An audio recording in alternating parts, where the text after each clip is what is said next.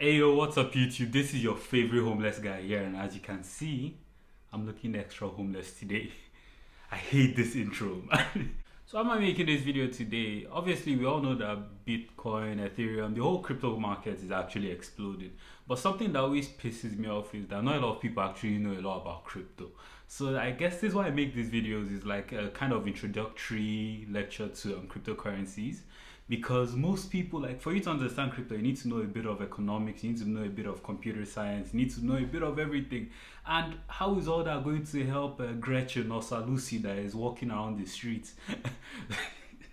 This is so bad. But yeah, I guess this is why I make these videos, to try and like give people an introductory course to cryptocurrencies. So here I'm going to talk about like something that's really basic, and that's why cryptocurrencies, since the ADA video did so well. So essentially, why crypto? Why don't I just use cash? Why don't I just have dollars? Why don't I just have pounds? Why don't I just have naira, even as it's doing very bad right now? But why cryptocurrencies? What makes crypto so good? That's the question that a lot of people want to know. Why? And this is all I have to tell you guys. For you to really like grasp like the usefulness of cryptocurrencies, you have to like think of it in like a type of virtual world. Since everything is moving more virtual and online, you should kind of look at crypto as like a supplement to the current physical world. Like now, let me give you guys an easy example. Even if a lot of people don't necessarily know much about monetary policy and everything, what people know generally about is video games. Think of FIFA. If you play Ultimate Team and you want to have like Cristiano Ronaldo or Bale or whoever in your Ultimate Team, actually not Bale because that's kind of like ways back. If you want to have Ronaldo, Messi, all them kind of players in your team, or R9, exactly, R9 is a good example.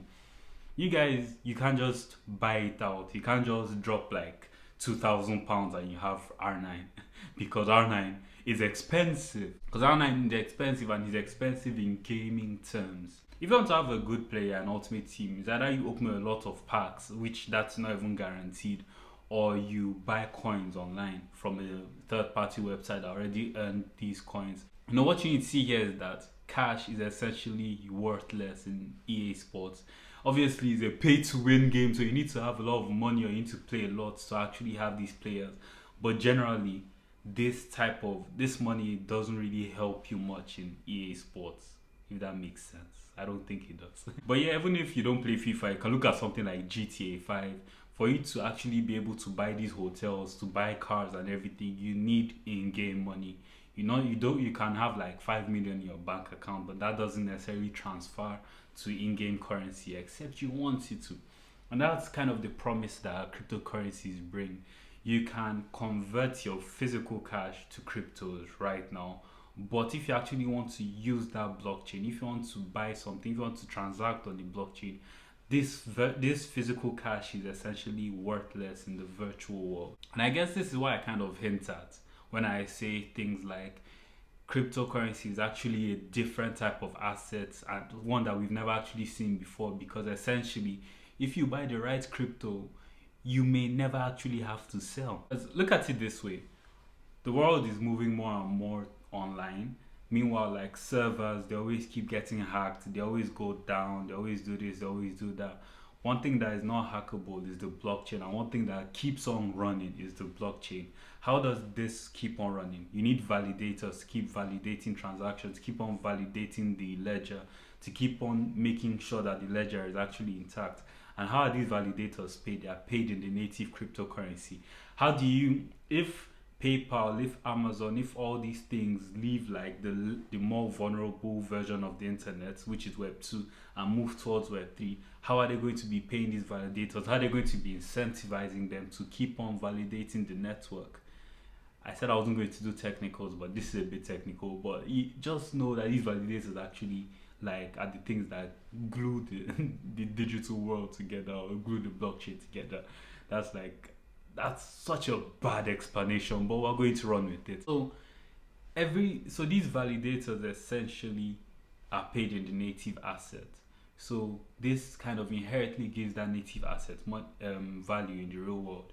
And if you want to do anything, if you want to buy something, if you want to to validate that your favorite NFT is actually yours, you need to pay in gas fees.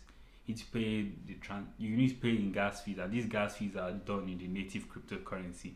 So essentially, the more things that move to the blockchain, the more value that cryptocurrency gains. Now this is now I'm going to go back and address the whole thing with FIFA and EA Sports here. EA Sports, they make about 1.5 billion. EA Sports, they make about 1.5 billion a year just from Ultimate Team, in terms of people who do pack openings and all this. There is actually an exchange rate for like FIFA coins to physical cash, and this can be like, maybe if you want to get 1 million coins at the beginning of the game, you need to pay about 1,000.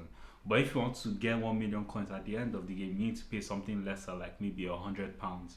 Why is this? Because they know that a new game is going to come out, so there's less demand for these coins. But then, why is this kind of different with crypto? Crypto can essentially do everything that EA Sports. Now, why is this different? Now, why is this a bit different to crypto? Essentially, a lot of things that we can do right now in traditional system can actually be done with the blockchain. So with more things that are moving towards the blockchain, the more valuable that crypto asset becomes. But now here's the catch. Unlike FIFA that is renewed every single year, the blockchain remains the same. The crypto asset remains the same. So it holds its value or even becomes more expensive. You don't need to upgrade to Cardano version 2 or to Cardano 2025 for you to be able to use the ADA token. Essentially, this is like a further evolving thing. Meanwhile, the asset holds its value. Imagine how expensive these FIFA coins would be if FIFA, as they go to FIFA 2025 or something like that, that you could still use your old FIFA coins from the past to buy players on the new FIFA version. This is why essentially like FIFA points remain the same price and people are willing to buy the same price, because FIFA coins can be transferable. So now imagine finance on a blockchain, imagine games on a blockchain, imagine anything you can imagine on the blockchain. Meanwhile, this crypto asset that is currently whatever price as it is right now is still going to be transferable across these different years that all these things are added to that blockchain.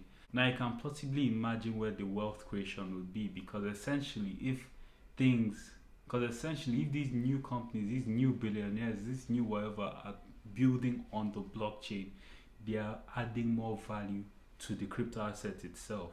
So essentially what I'm trying to say is that these cryptos, they actually have real value, real potential value. So if you choose the right one, you may be a very lucky person in future.